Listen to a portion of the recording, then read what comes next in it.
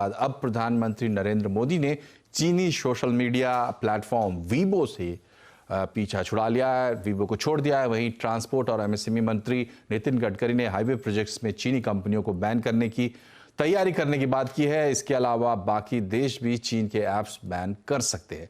चीन से जुड़े 3 बड़े डेवलपमेंट्स पर ज्यादा जानकारी देने के लिए हमारे साथ जुड़ रहे हैं लक्ष्मण राय, रोहन सिंह और असीम मनचंदा। सबसे पहले चलते हैं लक्ष्मण राय के पास। लक्ष्मण जी, ये बताइए वीबो को लेकर क्या खबर है? प्रधानमंत्री ने वीबो छोड़कर क्या सिग्नल दिया है?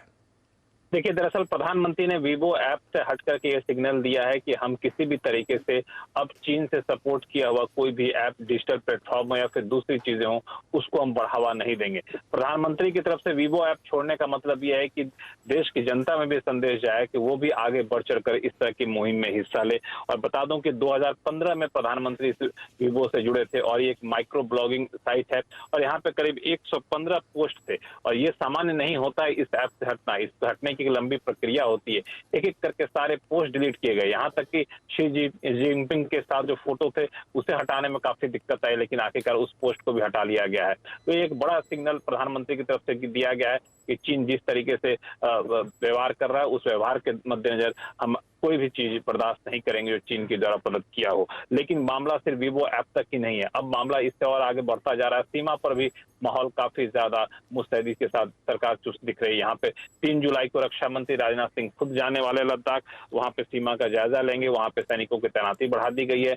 जो आर्मी चीफ है वो भी उनके साथ जाएंगे, जो घायल सैनिक है उनके साथ बातचीत करेंगे। और ये सब ऐसे समय में हो रहा है जब कल आपको याद होगा करीब 10 से 11 घंटे तक की कोर कमांडर लेवल की बैठक हुई, लेकिन बहुत कोई सकारात्मक नतीजा निकलकर सामने नहीं आया। तो मुझे लगता है कि सीमा का मामला हो, आर्थिक मोर्चे पर मामला हो या फिर डिजिटल मोर्चे पर मामला हो, हर मोर्चे पर सरकार जो है काफी मुस्तैदी से चीन को करारा जवाब दे रही है।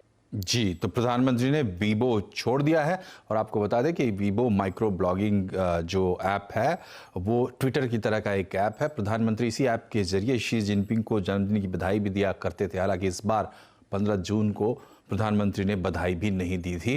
बढ़ते अगली खबर की तरफ, भारत ने चीन को आर्थिक मोर्चे पर एक और झटका देने की तैयारी कर ली है। अब सभी हाईवे प्रोजेक्ट्स में चीनी कंपनियों को बैन किया जाएगा। केंद्रीय मंत्री नितिन गडकरी ने ये बात कही है। और क्या क्या कहा है नितिन गडकरी ने, रोहन सिंह से जानते हैं। रोहन, किस तरीके से चीनी कंपनियों को रोकने की तैयारी है?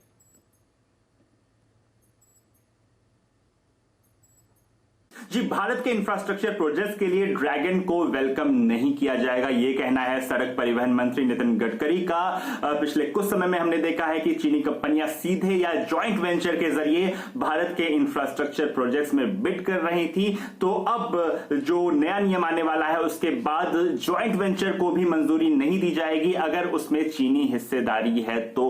और इसके लिए पूरी एक नई पॉलिसी बदली जाने वाली है और उसमें भारतीय कंपनियों के लिए जो शर्तें हैं वो आसान की जाएगी। असल में होता क्या है कि कई बार इस तरह के जो टेंडर्स होते हैं उसमें टेक्निकल क्वालिफिकेशन इतनी मुश्किल होती है कि कई भारतीय कंपनियां इसमें शामिल नहीं हो पाती है। तो ये कहा गया है एनएचएआई को और जो बाकी विभाग हैं उनको कि जो टेक्निकल क्वालिफिकेशंस हैं वे आप आसान रखिए ताकि भारतीय कंपनियां अधिक से अधिक हिस्सेदारी ले सके। नितिन गडकरी ने यह भी कहा कि वे चाहते हैं कि इंफ्रास्ट्रक्चर में विदेशी निवेश हो, लेकिन चीन की तरफ से नहीं, बाकी देशों के साथ अगर निवेश होता है तो उसमें भारत को कोई आपत्ति नहीं है। और यही चीज जो है एमएसएमई सेक्टर वहां पे भी लागू होगा, क्योंकि यहां पे भी सरकार चाहेगी कि विदेशी निवेश जरूर आए लेकिन चीनी पार्टनरशिप किसी तरह से ना हो।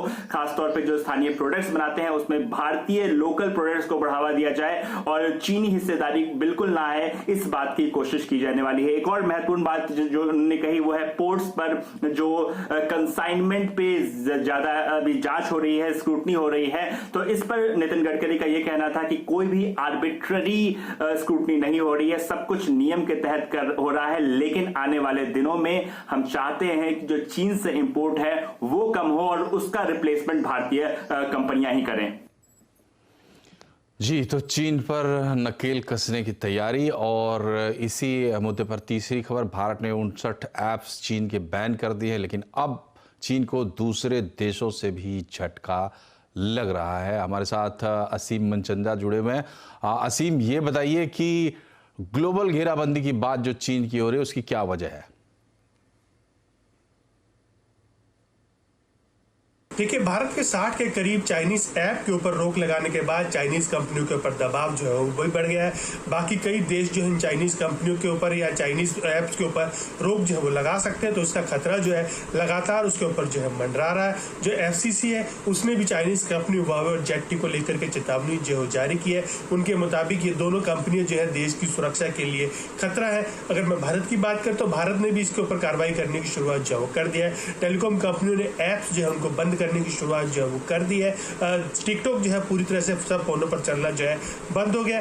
धीरे धीरे बाकी सारे चाइनीज ऐप जो है वो भी चलना जो है बंद हो जाएंगे। IT मिनिस्ट्री ने इसको लेकर के एक पैनल जो है वो भी बना दिया है। पैनल जो है जल्दी सभी जो चाइनीज कंपनी है उनके प्रतिनिधियों से मुलाकात जो है वो करेगा और जो भारत का डाटा जो है बाहर चाइनीज सर्वर पर भेजा जा रहा था, जो कंसर्न्स थे उसके बारे में इनसे डिस्कस जो है वो किया जाएगा। अगर मैं BSNL MTNL की बात करूं तो BSNL ने अपना 4G का अपग्रेडेशन का टेंडर जो है वो रद्द कर दिया है और खासतौर पे कि अब नया टेंडर जो कंपनी जो है वो जल्दी जारी करेगी और उसमें शर्त रखी जाएगी कि जो चाइनीज कंपनियां हैं ZTE और हुआवे वो इसके अंदर पार्टिसिपेट जो है वो नहीं कर सकेंगी। तो कुल मिलाकर के जो चाइनीज कंपनी है उनके ऊपर लगातार दबाव जो है बनाया जा रहा है ताकि जो भी डाटा जो है वो पहले भेज रही थी बाहर, सुरक्षा से खिलवाड़ जो है वो कर रही थी, वो अब जो है कंपनी जो है वो नहीं कर पाएंगी। सरकार लगातार इनसे डिस्कशन जो है वो भी कर रही है, लेकिन जिस तरह से भारत की सुरक्षा के साथ खिलवाड़ किया जा रहा था, सरकार अब इसको लेकर के झुकने के मूड में नहीं है।